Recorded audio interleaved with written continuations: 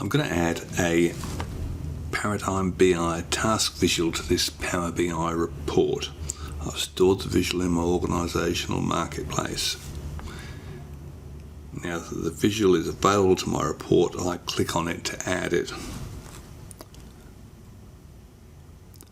I'll use my product code as the category. This automatically links to the product code in the table on the report.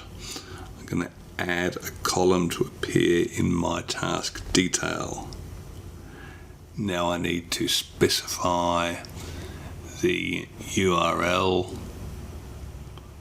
that my task will be posted to. This is a Power Automate flow.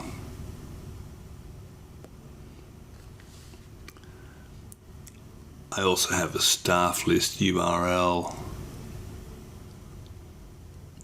This is a JSON document stored in the cloud. Now we can give it a quick test and our task is assigned.